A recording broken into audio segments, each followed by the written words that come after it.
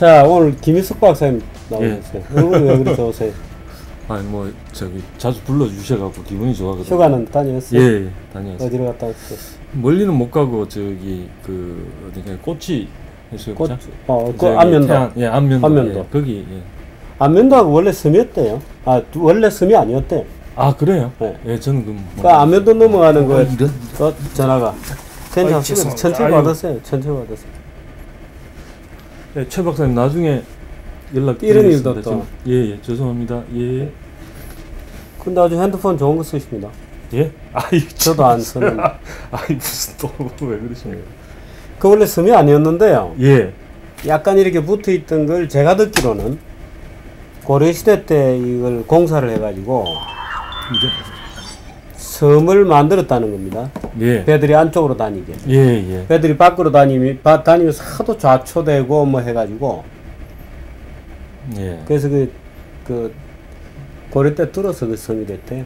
그래서 지금 다리로 넘어가죠. 예. 근데 요즘 뭐 웬만큼 사는 사람들 휴가 다 해외로 나가는데.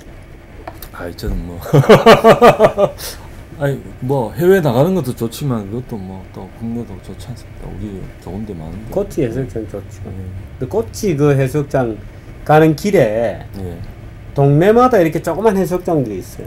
예. 그 꼬치 해수욕장 크니까 이제 서울 사람들 많이 가는데 사실은 그 조그만 동네마다 그 해수욕장 있는 조그만 예. 해수욕장들이 굉장히 좋다 그러대요. 예. 그런 얘기. 오늘이 자유인의 서재 한번 보시겠어요? 보이지 않는 마음. 이 원제도 그렇습니까? 예, 문제가 인비저블 하트. 하트네. 예, 인비저블 보이지 하트. 않는 마음. 예. 아, 뒤에 보니까 이게 밀턴 프리드만도 말하자면 추천사를 썼습니다. 예. 책장이 술술 넘어가는 이 재밌는 사랑 이야기는 경제에 관한 상당한 지식을 가르쳐준다. 상당한 지식이라고 한 거 보니까 밀턴 프리드만이 완전하게 만족하지는 않은 것 같습니다. 이제 학자들의 입장에서는 이제 네. 어떤 면에서는 이론의 완성도란 거는 그죠? 그러니까 어떤 면에서는 논리적이든 경험적이든 그게 이제 증명이라는 형태를 띠는 게 이제 완전해 보이니까 이제 저는 뭐 하여튼 그렇다 하더라도 프리드만이 상당한이란 말을 쓸 정도면 네. 상당하다는 게 매우라는 의미일 수도 있기 때문에 뭐 완벽하지는 않지만 예. 제목은 보이지 않는 마음 MIT 경제학 러셀 로버츠입니다. 러셀 로버츠 줄리아 로버츠 러셀 로버츠 예, 러셀 로버츠인데 이분이 쓴 책이 다른 책도 있죠. 예, 더 초이스라고 그것도 국내에 번역되어 있습니다. 소설 형식으로 리카르도가 말하자면 다시 살아나서 지금 뭐 무역 관련된 분쟁이나 논쟁 이런 거에 대해서 이제 말하자면 쳐다보는 그러니까 그런 사실 그때 리카르도 시대에 굉장한 그 토론들이 있었죠. 말하자면 그 토론에 대한 말하자면 답변이 있는데 논쟁이고 리카르도는 주식 투자도 많이 했댔죠. 예. 유대인이고 예. 자본주의도 유대인이 만들고 공산주의도 유대인이 만들었다고. 예. 네? 예. 러시아 공산당, 러시아 볼셰비키의 90%가 넘는 그 당원들이 전부 유대인들이었고, 리카르도 등 소위 이 자본주의를 정권시장을 만들고 자본주의를 만들어낸 인간들도 유대인들이고. 아, 그 재밌는 이야기네요. 안 그래도 저기 라스바드라고 있지 않습니까? 라스바드도 자기 주변에 거의 그 사회주의자들이 대부분이었다 그래요. 러시아에서 그런 사회주의자들. 아, 그래요? 포함해서. 라스바드 책 기억이 어디 부근에 있습니다. 예, 그런데 이제 본인이 그럼에도 불구하고 이제 김 PD 책 좀 주세요. 저기 빈 서판 노란 책. 그 옆에. 아, 인간경제국가. 라스바드죠. 예. 하여튼 흥미롭습니다. 그 부분도. 그러니까 전용덕 김희석 공적. 예, 공역입니다. 예, 반반. 이거는 혹시 김 박사님? 아니요. 저는 이 책을 이제 저는 안 그래도 제가 이 책을 보게 된 계기는요. 제가 벌써 한 7, 8년 전쯤 되나 정확하게는 뭐 기억이 안 나는데 서울대 사분대 사회교육과에서 이제 말하자면 학생들한테 경제학을 가르칠 기회가 있었는데 교육대학 안에 서울대 안에 사범대 안에 예, 사회교육과 예. 근데 이제 나중에 다 경제교사도 하고 그럴 사람이고 근데 여기 이제 이 책에 제가 흥미를 갖게 된 이유가 이제 그래서 그 뭘 하면 좋을까를 궁리하면서 여러 책을 뒤져보다가 그 당시에는 아직 번역서가 없었는데 그래서 우연한 기회에 이제 저 인터넷을 통해서도 서치를 해보고 뭐 미제스 연구소 쭉 하다가 이제 이 책을 알게 돼서 이제 그 샘플 챕터를 읽다가 보니까 첫 번째에 그 화두를 던져요.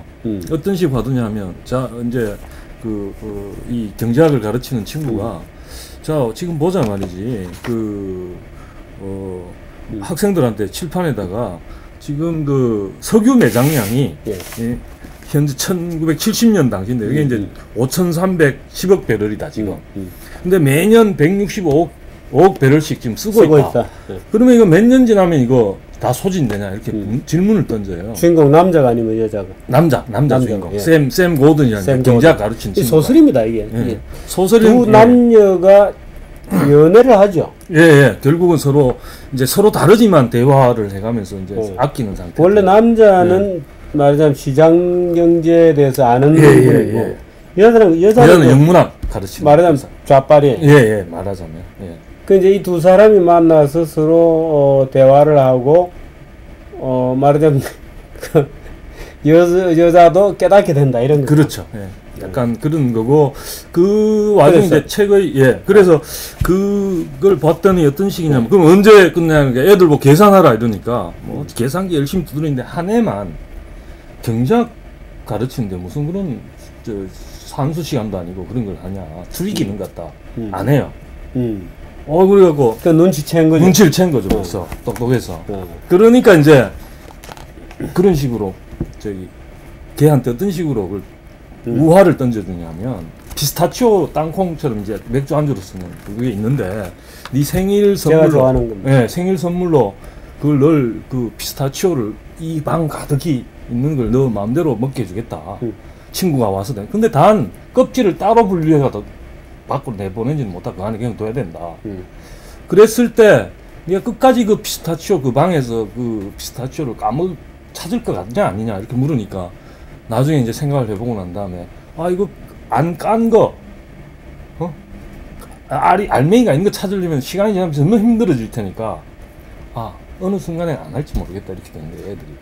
그러면서 이제 석유도 이게 점점 이게 쓰다 보면 이게 양이 줄어 비싸지면 스위치할 거다 딴 걸로. 애들한테 그래서 고갈되지는 않는다. 그래서 언제 고갈되냐 영원히 고갈되지 않는다 답이에요. 그러면서 애들한테 생각하게 하는 그 강의를 하더라고요. 그 내용이. 그래서 사범대고 사회교육과다. 그럼 딱 좋은 거다 이게.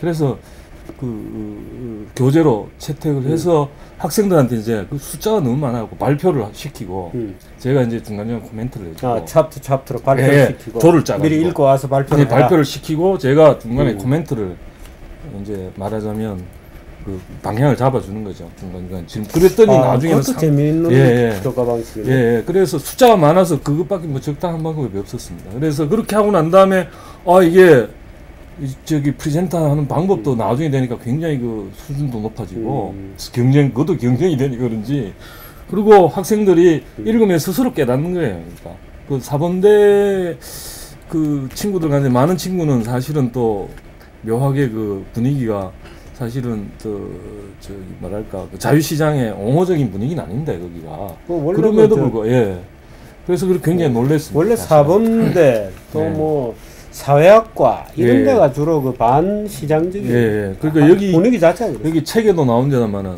그 적정한 보수에 대해 가지고 그 여기 이제 로라 실버가 이제 영문학 가르치는 이제 말하자면 여자 주인공인데 그런 얘기를 하거든요. 말이지 그 농구 선수 마룻바닥을 공을 튀기는 거하고 애들을 가르치는 신성한 거하고 어떻게 마룻바닥 튀기는 게 더 많이 받고 말이지 이건 말이 안 된다. 이제 그런 얘기도 나오는데. 그 실버인가요? 로라 실버. 로라 실버. 참 이름도 역설적으로 좀 지었어요. 로라 실버고 오히려 거꾸로 모르겠어요. 어떤 의도를 하는지. 고든이 남자 이름 남자 이름 고든이고. 근데 아까 그 석유가 고갈되느냐는 얘기하셨잖아요. 예를 들어 지금 5,310억 배럴의 매장량이 남아 있는데 전 세계 하루 소비량은 165억 배럴이다. 그 곱하면은 뭐 얼마가 된다. 예, 뭐 몇 년 뒤에. 근데 5,310억 배럴 매장량이라고 주장한 걸 보니까 이 책의 발간 연도는 90년대 80년대 중반이겠습니다. 90년대 중반이거나 90년대 중반 이전이에요. 맞습니까? 최근에 이걸 좀 고쳤는지 어쨌든 제가 처음에 나온 거까지는 1983년이죠. 아니 그러니까 폴 사임 보면 2001년에 처음 나왔습니다. 아 그래요? 처음 나오기는. 예. 그럼 이 숫자 자체는 좀 옛날 숫자입니다. 글쎄요.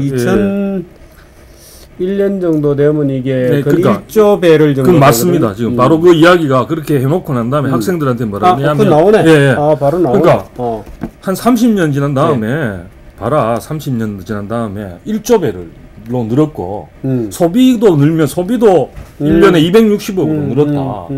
자 정확하게 지금 말씀하신 바로 그래서 숫자 얘기하는 거 보면 그게 어느 시대 숫자라는 게 딱 지금 말씀하신 것처럼 이 소비가 하면서 늘었다. 왜 그러냐? 원래 탐사가 늘어나고 더 아껴 쓰고 말하자면 탐사 특히 매장량이 아니 그때 중국이 개혁 개방하고 중국이 자동차하고 공장 돌릴 때 중국이 석유를 쓴다. 야 이거 재앙이다 이랬잖아요. 그런 말. 근데 아직 석유 고갈. 그러니까, 참 인간은 미스터리야. 인간은 정말 미스터리한 건데. 이런 걸 통하고 학생들로 하여금 말하는 이게 사실은 이게 로마 클럽 보고서 가운데도 왜 웃기는 이야기로 그 로마 클럽 보고서 얼마 전에 정규제 하여튼 뭐 그래서 그런 점에서 이 책을 골랐고 근데 이게 그냥 단순히 거기에서 끝나는 게 아니라 흥미로운 게 상당히 소설적 재미도 같이 붙여놓고 이게 어떤 구조로 돼 있냐면 이 책이 이제 챕터가 이제 샘 고든하고 로라 실버가 서로 이제 수업도 하고 수업하는 내용 하면서 거기 어떤 이야기들을 주로 하고 그것들을 다루면서 동시에 중간중간에 TV 프로를 갖다 끼워놨습니다. 아 그래요? 네, TV 프로 제목 이제 미녀와 야수 그래가지고 흔히 우리가 이제 기업 가운데 악덕 기업가 그러니까 제약회사인데 헬스넷이라는 제약회사인데 그 기업이 말하자면 암을 고치는 약을 개발하고 있는데 그 데이터를 조작해가지고 말하자면 효과도 없는데 마치 있는 것처럼 그래서 그걸 이제 소비자 말하자면 기업 감시국 기업을 감시하는 거기다 이제 고발하고 식약청 뭐 식약청 같은 데다가 그런 식으로 그래서 악덕 기업인을 부각시키는 그래서 그걸 한쪽으로 몰고 또 중간중간에 계속 끼워넣고 그게 또 왜 그런 시각이 문제인지를 은연중에 이제 샘 고든을 통해 가지고 이제 자꾸 말하게 하죠 중간중간. 그래서 이건 어떻게 보면 지루하지 않게 사실 굉장히 딱딱할 수 있는데 이 내용이 오늘 악덕 기업가 중에 한 명이 유죄 판결 받고 법정 구속됐어요. 아 그래? 저는 뭐 하나그룹의 김성현 회장이 구속됐죠. 오늘 재판. 그 횡령배임인데요. 그렇게 됐어요. 그 횡령배임 걸리면 이제 죽여라 이거 아닙니까? 근데 이게 참 저는 근데 배임죄가 업무상 배임이 우리나라하고 독일만 있는 거 아세요? 제가 그것까지는 제가 잘 몰랐는데 업무상 배임이라는 죄목이 우리나라하고 독일에만 있습니다. 업무상 배임.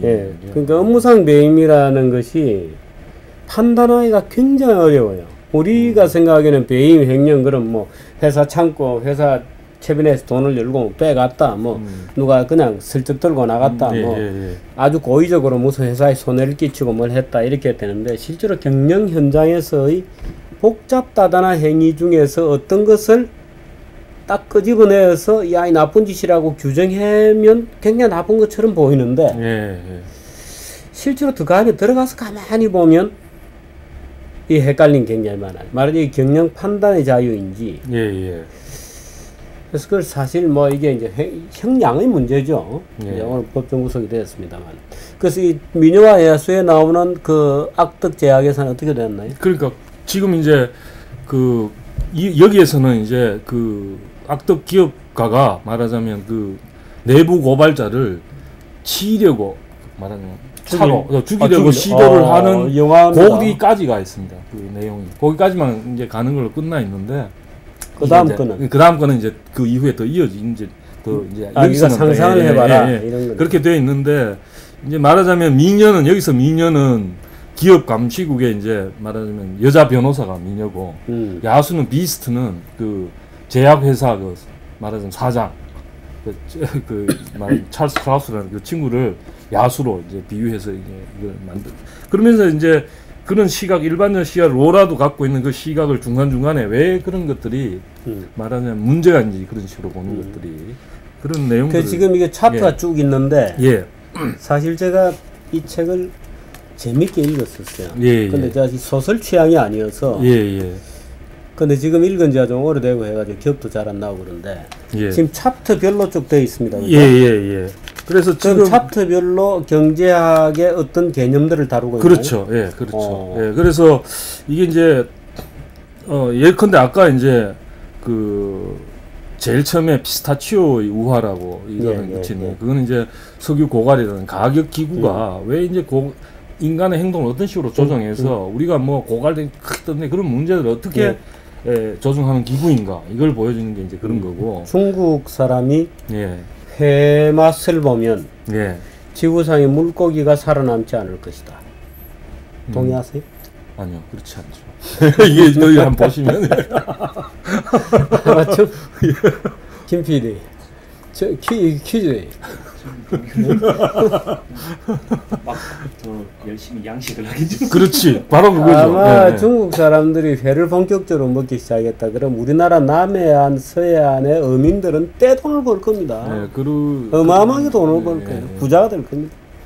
그 이제 중국 사람들에게 회 맛을 드린 다음에 우리 김 박사 나오고 꽃이 회 부근에 가서 좋죠.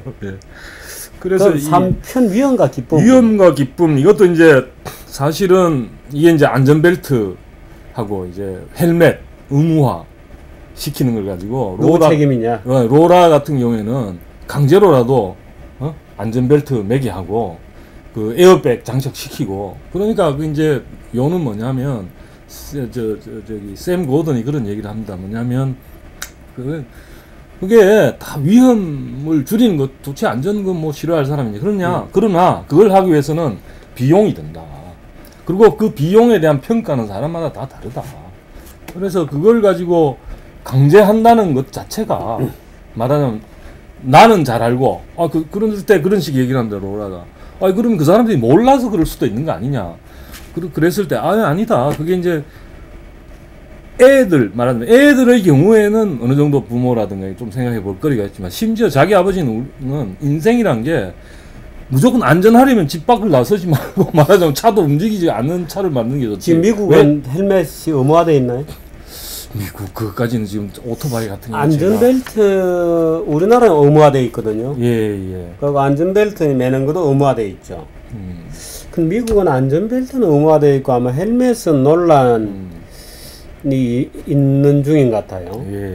아마 미국은 그래서 이제 이렇게 얘기하면 또 이제 음모론자들은 할리 데이비슨이 로비를 굉장히 하는구나. 할리 데이비슨은 헬멧을 안 쓰잖아요. 이 머리를 딱 묶어서 머플러를 뒤에 이렇게 나붙이면서 딱 이렇게 가는 게 할리 데이비슨인데 그렇게 얘기할지 모르죠. 근데 사실 오토바이 헬멧은 개인의 선택 문제일 수도 있죠. 근데 아무튼 그래서 이런 말하자면 위험 인생이란 게 결국은 그 위험인데 근데 여기서 흥미로운 게 이 글에서 이제 로라가 강의하면서 율리시스 테니슨인가 그 사람이 쓴 율리시스라는 게 있는데 거기에 그 제일 마지막에 보면 이제 돌아온 다음에 율리시스가 노년이 돼서 돌아와서 이제 페넬로페인가요? 그 이제 자기 아내를 그거 이제 테니슨 씨는 그런 거라 그러더라고요. 그러니까 만년이 돼갖고 다시 출정을 한번 말하는 인생이란 게 모험하는 거고 그러니까 어떤 그런 거에 대한 그 테니스는 있었는데 거기에 보면 인생이란 게 말하자면 그냥 가만히 있는 게 아니라 부딪히고 투쟁하고 위험도 감수하고 그런 게 인생이라는 그런 구절이 있는데 바로 그 이야기를 이제 위험과 기쁨에서 이제 샘 고던이 자기 책임이죠. 그렇지 자기 책임으로 인생이란 게 풍요롭다는 게 그냥 단순히 가만히 그냥 안전하게만 한다고 인생이 풍요로워지는 게 아니다. 위험에 맞서는 자가 자유로운 사람이고. 그리고 그런 정신. 그리고 여기에 또 뒤에 가면 또 어떤 게 있냐면 이제 그 진정한 삶이라는 게 뭐냐는 거에 대해서 학생들한테 그런 것도 물어요. 샘 고든이. 예컨대 그 누구죠? 로버트 노직인가 그게 익스피리언스 머신인가요? 그러니까 경험을 대신한 기계 얘기가 나온다는데, 그러니까 사람들한테 거기 기계에 올라타면 말하자면 자기가 실제로 그렇게 느끼는데 시간은 가고 가상현실 속에서 자기가 뭐 되고 싶은 대로 돼갖고 시간이 지났는데, 근데 그 대신에 실제 시간은 흐르고 그 끝나고 나면 자기는 이미 늙어 있고 이러면 늙어갖고 곧 뭐 죽게 말도 묻히게 되고 그럴 때 그런 가상현실을 살 것이냐 말 것이냐 이야기를 하면서 또 어떤 얘기를 하냐면, 인생이란 게 만약에 자기가 천당으로 어떤 사람이 가 있는 줄 알았는데 낚시꾼이 탁 낚시를 했는데 송어를 아주 빛나는 송어를 잡았다 이게 기뻤다 이게. 또 던지고 또 잡혔어. 또 기뻤는데 좀 이상했어 이게. 그래서 안 잡히게 던졌는데 또 잡혔어. 일부러 안 잡히게 던졌는데 또 잡혔어. 그러니까 그게 이제 천당이 아니었다네. 지옥이라는 게. 오히려 무조건 실패가 없는 세계란 게 어떤 그런 이야기도 하고 있어요. 그래서 하여튼 상당히 철학적인 상당히 실은 철학적인 부분이 꽤 많이 들어가 있는 책입니다. 그러니까 이 사람이 러셀 로버츠가 제가 보기에는 오히려 저는 그런 포인트가 마음에 들었어요. 뭐냐면 러셀 로버츠 같은 사람이 이런 얘기를 하는 거는 이 사람이 인생을 갖다가 영문학자만큼 몰라서가 아니라 인용한 거 보면 테니슨부터 시작해서 뭐 다양하게 인용이 됩니다. 그러니까 철학부터 시작 그걸 알면도 불구하고 이런 얘기를 하는 게 있다. 그래서 돈만 뭐 밝히는 그런 게 아니다. 인생을 얼마나 그렇게 살 것이냐 그런 문제를 다루고 있다는 걸. 근데 되게 철학자들이나 인문학자들은 마치 시장 경제를 옹호하는 사람은 현세주의적이거나 돈만 밝힌다. 그런 식으로 오해를 하죠. 이렇게 오해를 하죠. 그래서 이 책이 제가 이제 들고 나온 이유는 소개해드리려고 한 그런 오해를 불식시키는데 상당히 도움이 될 거다. 제 경험으로는. 사실은 자유시장경제주의자들이 오히려 그 인생을 엄중하게 보고 자기 책임을 자기가 지고 굉장히 오히려 지적 전통이 탄탄한 분들이 많죠. 근데 오히려 이 좌빨들은 거꾸로 생각해요. 지금 이 노직 얘기하셨으니까. 아나키에스 유토피아. 다음에 이거 한번 뭐 다시 사실 이건 제가 해야 되는데 이건 철학적 오해가 한번 거꾸로 하시면 되죠 뭐. 얘기하시고 누가 이렇게 질문하는 형태로 제가 모르니까 질문 드리고 뭐. 이게 로버트 노지그 이거 유명한 아나키에스 유토피아.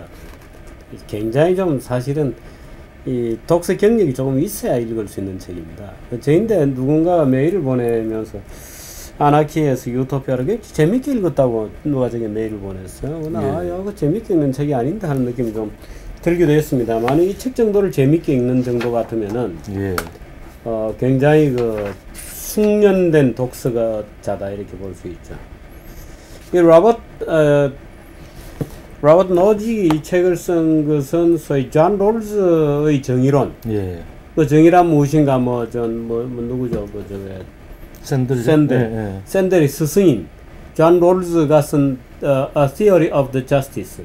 정의론을 말도 안 되는 글을 썼다 하고 해부한 책입니다. 이 책. 나중에 이건 다시 한번 하도록 하고. 그래서 하여튼 위험과 기쁨이란 게 그래서 사람이란 게 한편으로는 그러면서 이제 로라 실버가 영문학을 하는 친구니까 샘이 자기 아버지가 베란다를 갖다가 난간을 갖다가 몇 미터 이상 되면 애들이 떨어질 수 있으니까 난간을 만들라는 데 대해서 투쟁을 했던 이야기예요. 자기는 인생을 배우는 게 애들한테 위험에 대처하는 법을 가르쳐야지 위험을 피하기만 한다고 해갖고 그 배우는 위험 자체를 제거해주는 것은 아니다. 위험이 없어지는 게 아니기 때문에 인생에 그런 관점을 가져서 그래서 이 양반은 이제 자기 아버지가 이제 신발을 잔디는 그냥 맨발로 다녀야 맞으면 그런 얘기를 하니까 이제 로라가 조금씩 이제 가까워지면서 제라드 홉킨스라는 친구가 그런 말을 했다는데 신발을 신으면 발의 감각이 사라진다. 뭐 이런 인용을 하면서 약간씩 이제 좀 가까워집니다. 이제 로라하고 그런 이야기들이 쭉 이제 연결이 되어 있는데요. 그러고 난 다음에 이제 아까 잠깐 언급드렸던 이제 적절한 보수가 뭐냐를 갖고 이제 디베이트하는 게 나오고, 그 다음에 이제 또 조금 가서는 이제 소비자 착취. 그러니까 로라가 보니까 세탁물을 맡겼는데 남자 거에 비해서 더 받는다 이거지. 그래서 이건 착취다. 왜 더 받냐 이렇게 했는데, 그러니까 이제 그러니까 무슨 소리냐. 그게 누가 아직 들어오지 않은 미개척, 말하자면 블루오션이면 아직 딴 사람들이 들어오기 전이면 좀 그렇게 더 받을 여지가 있지만, 세탁업이란 게 누구나 다 알려진 그거는 그런 건데 그럴 리가 없다. 그렇게 했다면 오히려 망한다. 그래서 알아보았더니 진짜로 이제 그거는 남자들 걸 주로 빠는 위주로 돼 있기 때문에 그 기계 자체를 쓸 수 없이 손으로 해야 되거든요, 여자 거는. 그래서 더 만나는 걸 알게 돼요. 어린애들 거랑 오히려 이거는 크기가 작아서가 아니라 목욕탕도 여자한테는 더 받아야 돼요. 목욕탕 말씀하시네. 예, 하여튼 뭐 그렇게 그 시내 남성 전용 목욕탕들이 있잖아요. 예. 그 왜 남성 전용이냐면요, 여자 목욕탕에 해서 수지가 잘 안 맞아요. 예. 그건 물을 많이 쓰고, 예. 왜 그런지 모르겠는데 물을 엄청나게 쓰고 빨래를 하고, 예.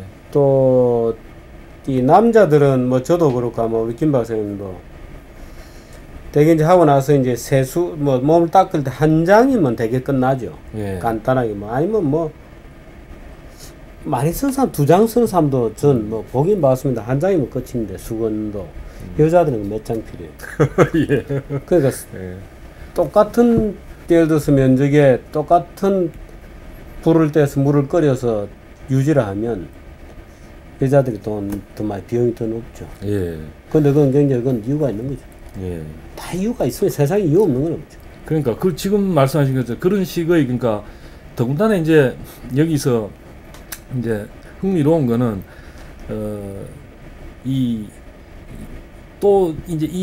저는 이걸 보면서 이제 저도 좀 배우는 게 있는데, 다른 사람들, 다른 의견을 가진 사람들이 금방 되는 게 아니라 어떤 면에서 서서히 시간을 두고 이렇게 얘기를 해야 되는데, 로라 첫 번째 중요한 거는 이제 정말 무엇인 진실이냐, 거기에 대한 추구하려는 그 분명한 그 생각이 있으면 시간을 두고 서서히 이렇게 하면 설득이 가능할 수도 있겠다, 그런 생각을 좀 합니다, 이 책을 보면서. 그래서 그런 것들은 지금 말씀하신 것처럼 어쨌든 셔츠 흔히 잠깐 보고 그냥 뭐 소비자 착취니 뭐 그냥 당장 이렇게 나오는 것들이 왜 그게 잘못된 것일 수 있나, 그런 것들도 이제 이런 책을 통해 가지고 조금 이렇게 뭐 하여튼 기대할 수 있는 효과 가운데 하나가 아닐까, 그런 생각을 해봅니다. 아무튼 이 책은 분량이 뭐 그렇게 많지도 않아요. 소설로서야말로 뭐 아침에 들고 나와서 충분히 금방 읽을 수 쭉 있습니다. 이렇게 읽고 뭐 수업 1시간 들어갔다가 또는 일 보다가 뭐 점심때 또 약간 읽고 막 집에 들어갈 때 지하철 안에서 또 한 1시간 열심히 보고 하는 정도 같으면 이틀 정도면 충분히 볼 수 있죠. 그런 책입니다. 이 보이지 않는다는 것은 사실 상당히 이제 그게 이제 그 어떤 메타포가 있는 거죠. 이제 보이지 않는, 말하자면 뭐 손 이렇게 말하지만 사실 시장 경제를 움직이는 여러 가지 원리는 눈에 안 보입니다. 사람들이 그러다 보니까 그걸 잘 모르는 거죠. 마치 우리가 이 지동설을 유지하는 게 중력을 알아야 지동설을 이해하듯이, 사실은 눈에 보이지 않는, 말하자면 경쟁이 가져오는 눈에 보이지 않는 기능에 대해서 이해를 해야 비로소 시장 경제에 대해서 이해를 할 수 있는데, 사람들이 경쟁을 싫어하죠. 근데 바로 아마 그런 뜻인 것 같습니다. 보이지 않는 마음. 근데 이것 굉장히 쉽게 쓰여져 있죠. 재미있게. 아담 스미스 구하기 뭐 이런 책도 요즘 소설들이 소설도 그 책도 저는 어쨌든 아담 스미스 구하기의 포인트는 그런 건데요. 제가 읽은 바로는 제가 기억이 한참 전에 읽어서 제가 제대로 기억을 하고 있는지는 모르겠는데, 어쨌든 아담 스미스의 2가지 큰 저작이 국부론하고 도덕감정론, 2개인데, 일단은 이제 이 국부론을 쓸 때 아담 스미스와 도덕감정론을 쓸 때 아담 스미스가 같은 사람이다. 뭐 생각이 다른 사람이 아니라 일관된 어떤 그런 책이다, 이렇게 볼 때의 그 관점하고, 그 국부론을 쓸 때는 뭐 예를 들면 그 경제, 국부의 국대화 그런 쪽에 이기심이라는 걸 강조했다면, 여기서는 어떤 모럴 센티먼트, 그러니까 결국은 이타적인 어떤 그런 것들까지도 다른 그런 거라고 봐서 뭐 이렇게 갈등으로 보는 사람들도 있는데 어쨌든 그게 아니라 이 같은 사람이고 결국은 아담 스미스를 갖다가 주로 도덕 감정론의 관점에서 국부론을 보는 도덕 감정을 더 중시하는 어떤 그런 관점에 쓴 책으로 제가 기억을 하고 있습니다. 근데 사실은 그것을 분리해서 생각할 이유가 없는 것이 그죠? 예를 들면 도덕 철학의 최고봉인 말하자면 칸트가 가장 강력한 시장경제 5호자입니다. 사실 그 두 가지가 모순되지 않아요. 근데 많은 사람들이 이제 이기심이라는 것에 대해서 오해를 하면서 그 우리가 일상생활에서 흔히 볼 수 있는 아주 치졸한 형태의 비인간적인 부도덕한 이기심이라고 하는 어떤 고정관념 때문에 이제 사실 인식에 방해가 오는 거지.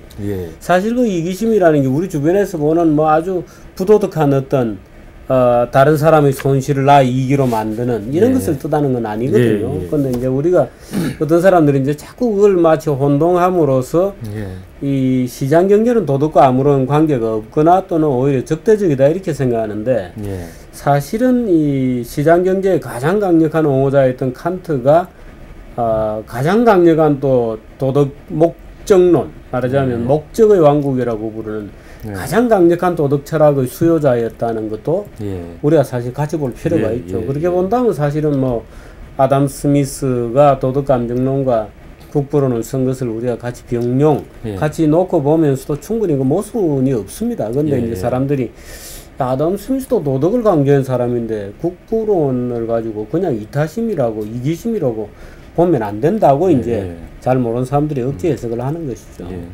그리고 또 이게 이제 보이지 않는 마음 이렇게 붙였을 때 이제 제가 읽기에는 보이지 않는 손이랑 이야기가 있지 않습니까? 그래서 그거를 이제 약간 그 말하자면 거기서 보이지 않는이라는 그걸 따오긴 했지만 이제 서브젝티비즘, 주관주의. 그래서 인간 세상에서 마치 예를 들면 예를 들어서 차별, 뭐 부당한 차별 어쩌고 그러는데 그런 것들을 그냥 고지고대로 재울 수 있는 것처럼 생각하는 해서 법을 만들 때 위험도 사실은 좀 경계를 하고 싶었던 것 같아요. 예를 들면 부부가 여기에 나오는 얘기 가운데 부부가 이혼을 했다. 그러면 누구 책임이냐? 이렇게 따지던 얼핏 생각하면 간단한 문제 같지만 그걸 증명을 하는 형태로 하려면 매우 어려운, 예를 들면 누가 남편이 여자를 따뜻하게 대접을 안 했다, 자기 부인을. 그럼 그것도 원인은 뭐냐? 또 따져보니까 여자가 무뚝뚝했다. 그럼 여자가 무뚝뚝한 건 또 뭐 때문에 그랬냐? 그런 무수한 것들이 쌓여서 나온 어떤 면에서 보면 그런 결과들이기 때문에 그거를, 그래서 예를 들어서 이 양반이 하고 싶었던 얘기 가운데 하나는 실은 법이라는 걸로 그 경제 활동을 마치 더 잘 될 것처럼 그렇게 생각하는 것들이 가진 문제를 뭐 흔히 요즘 많이 알려져 있습니다만 호주에서 이제 영국에서 호주로 제소 호송할 때 무슨 법으로 할 수 있는 것들이 왜 문제인지 마지막 또 여기 보면 마지막 수업이라고 있는데 거기에도 그런 이야기들을 말하자면 네가 독재자라고 했을 때 수업을 하면서 네가 독재자다. 그럼 사회적 문제가 뭔지 한번 생각해봐라. 네가 가장 큰 사회적 문제가 뭔지 생각해보고 그 생각하는 걸 갖다 네가 독재적으로 네 마음대로 법을 만들 수 있다고 했을 때 어떤 법을 만들겠냐? 하나만 만들 수 있다. 그런데 법이어야 되지. 그게 무슨 사람들 보고 서로 사랑하도록 만들겠다 이런 건 그건 뭐 법이 아니다. 그런 건 법이 아니다. 그런 식으로 조건을 줘서 도덕적 호소일 뿐이죠. 그래서 그런 식으로 주문을 해서 자기도 이제 의견을 내면서 자기는 TV 안 보는 법을 만들겠다.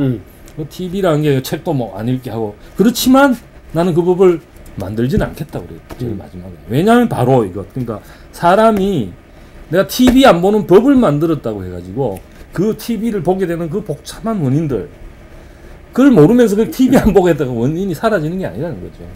그러니까 왜 자살금지법 만들자 그래 똑같아요. 지금 맞는 말씀입니다. 많은 법들이 잘 보면 내용을 보면 자살금지법 같은 구조라는 거죠. 이 사람이 하는 포인트의 하나는 그겁니다. 자살금지법 만들겠다는 것도 똑같아요. 죽을 사람은 그 법을 어기죠. 그러니까 뭐 그 법을 지키려고 안 죽는 사람이 그래서 근데 지금 우리나라 그렇게 보세요. 더 무지하게 열심히 만들잖아요. 예. 전부 자기 개인적인 희망사항. 예. 그래서 그거 아세요? 결혼할 때 숙녀제도. 야, 이혼할 때 이혼 숙녀제라고 있어요. 예. 몇 번 다시 생각해보게 한다는. 그 뭐 몇 달, 석 달인지 6개월인지 다시 생각해보면. 냉각기간 뭐 이런 거. 예. 아니, 다 멀쩡한 성인들이 그래 헤어지겠다는데. 판사가 앉아가지고. 다시 생각해봐요. 참, 그게 국가가 앉아가지고. 성인들의 결정을 그렇게 애들 다루듯이 마치 부모인 것처럼. 그리고 여기 이제 이 책을 보면서 제가 나름대로 저는 나름대로 감동을 받았어요. 어떤 의미로 감동을 받았냐면, 야, 이 사람이 정말 우리 그 언행일치 내지는 그 자기의 지식과 자기 행동이 일관돼야 된다는 그 우리 동양에도 꾸준히 해오는 그런 전통이 있지 않습니까? 근데 여기도 그런 걸 비치는 대목인데 어떤 거냐면 이제 그 샘 고든이라는 친구가 이제 경제학을 말하자면 시장 경제학을 가르치니까 그 학생 가운데 에이미 그러니까 처음에 피스타치오 석유 언제 고갈할지 알아봐라 했을 때 자기는 뭔가 트릭이 있는 것 같기도 했다고는 그 똑똑한 친구 여자인데 걔 이름이 에이미인데 에이미 헌트인데 헌트 상원의원의 딸이에요. 근데 헌트는 또 개입주의자. 하여튼 개입을 해서 그런데 이런 걸 이제 가르치니까 이 헌트가 또 그 학교 그 사립학교 이사야. 또. 그래서 이걸 쫓아내려고 하거든요. 고든 교수. 고든 이제 여 고등학교인데 고든 선생님을 이제 쫓아내려고 그러니까 여기에 대해서 에이미가 몰래 그 자기 아버지 비리 같은 영수증하고 이런 걸 갖다 줘요. 자기. 그러니까 이게 딴짓거리 하는 그런 것들을 딴 여자랑 그부터 시작해서 무슨 어떤 회사 로비를 좀 받는 그런 듯한 증거를 가진. 근데 그 고민을 하면서 안 써요. 고든이. 그걸 안 쓰고 뭘 하다 하면 내가 소비자로서 아무데나 가서 물건을 살 수 있는 권리가 있듯이 내가 고용한 사람도 그 사람의 생각에 따라 내가 또 그 사람하고 얼마 동안 계약하기로 하고 내가 원하면 떠날 수 있듯이 그 사람들도 자기들이 마음에 안 들면 나를 해고할 권리가 있다. 이런 결론에 이릅니다. 그래가지고 그 사람들이 원하지 않는데도 내가 억지로 그 자리는 마치 내 것이냐 확보됐냐 계약에 있어 언제까지 하겠다는 것뿐이었고 그 사람들이 아니면 나도 내가 원하는 대로 얼마든지 내가 찾아갈 수 있다. 그래서 그거를 해고에 대해서 여러 가지 방법으로 에임이라는 친구가 말하자면 그 딸이 갖다 준 그것도 거부하고 가서 진술하기 그다음에 또 이 친구도 이제 말하는 유대계인데 유대인 차별이라고 해라. 말하자면 로라가 이제 좀 친해지고 나니까 가는 게 서운하니까 야 너 떠나면 나 이제 허전하다. 그러니까 너 그렇게 해라. 그런데 그것도 이제 그게 차별인지 아닌지 아까 말씀드린 이제 보이지 않는 그걸 증명한다는 것 자체가 봐라 내가 사람이 그게 차별이라 그러는데 사실 차별이다. 경제 행위 자체가 차별이다. 내가 어떤 걸 선택하고 어떤 걸 선택하지 않는 것 자체가. 근데 나는 차별을 하면서 딴 사람 보고 하지 마라. 그리고 그걸 실제로 증명한다는 그러니까 말하자면 그런 것들이 아주 자의적일 수 있다는 그런 이야기를 하면서 자기가 받아들여요. 받아들이는데 그 중에 이제 특히나 이제 좀 감동적인 부분, 애들이 선생님으로서 이제 생각하게 만들어줬다는 걸 깨달아요. 깨달으면서 제일 마지막에 마지막 수업을 하고 난 다음에 떠난 다음에 로라가 이제 불러갖고 이제 졸업생들이 이제 그 선생들 흉내도 내면서 공연을 마지막에 정치 풍자도 하면서 그러면 선생들이 거기 재밌는 부분은 선생님들이 거기에 언급되는 걸 영광으로 여기네요. 비꼬는 풍자에 오르는 것 자체를 자기한테 관심으로 보고 그래서 이제 로라가 마침 젊은 영문학생이니까 너무 엉뚱한 데는 안개하게 지도해주는 역할을 하는데 거기 이제 애들이 로라도 속이면서 안 할 것처럼 했다가 마지막에 이제 샘 고든 학교를 떠난다는 걸 알거든요, 애들이. 그랬을 때 이제 애들이 그걸 해줍니다. 노래를 불러줍니다. 그 노래가 앙코르가 있네요. 여기에 오즈의 마법사에 나오는 허수아비의 주제곡 나에게도 머리가 있다면 이걸 이제 자기들이 고쳐 부르는데요.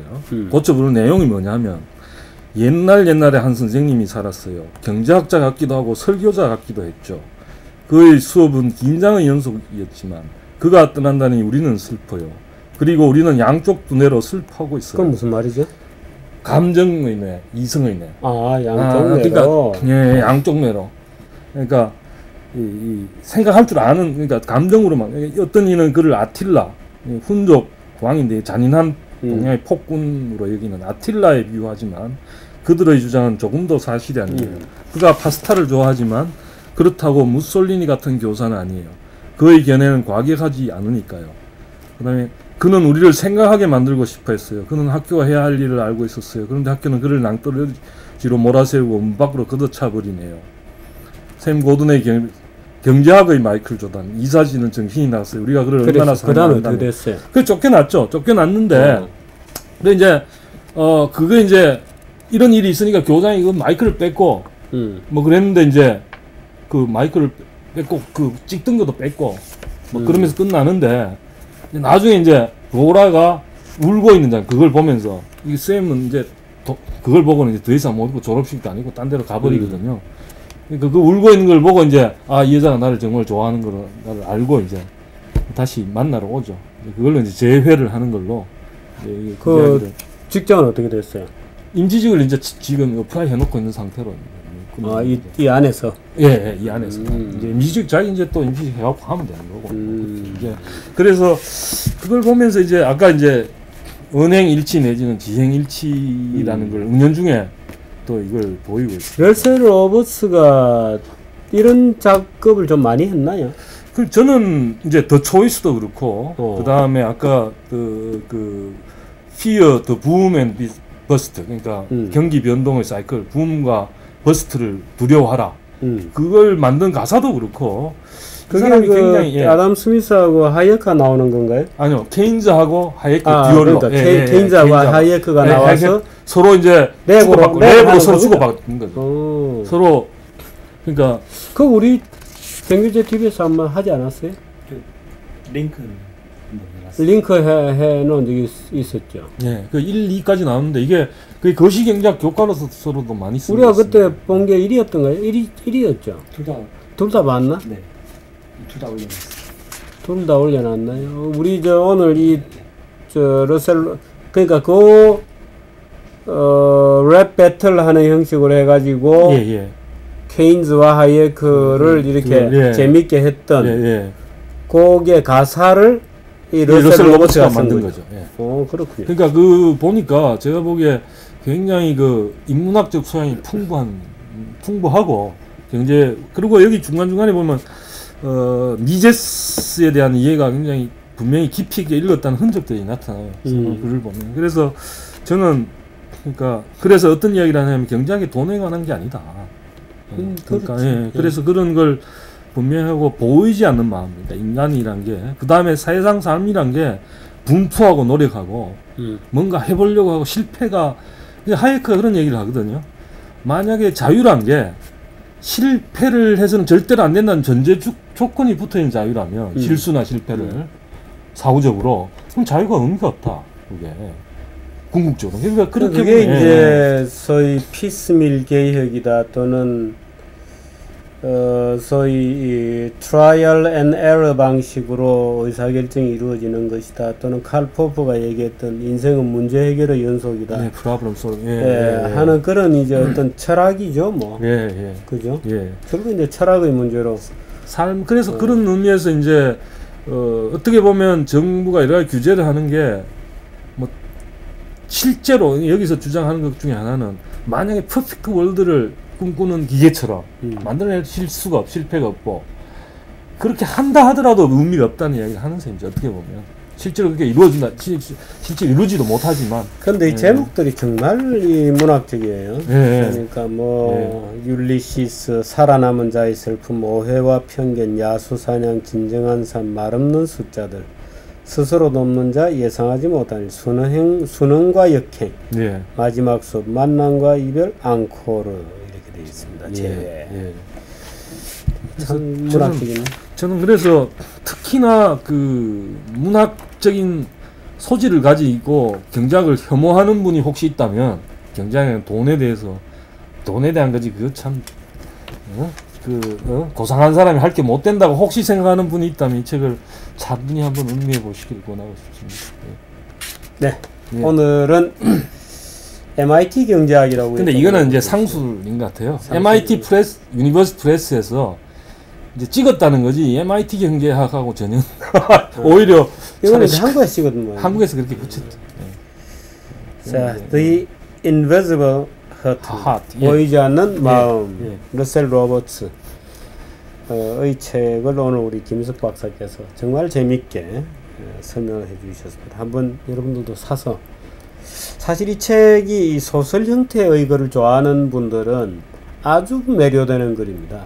제가 이 책을 몇 사람에게 추천도 하고 했었는데 아주 그 중에서 어떤 분들은 굉장히 감동적이었다 이렇게 반응을 들려주는 분들도 꽤 있었어요. 여러분들도 한번 읽어보시기를 바라드립니다. 고맙습니다. 예, 감사합니다. 예.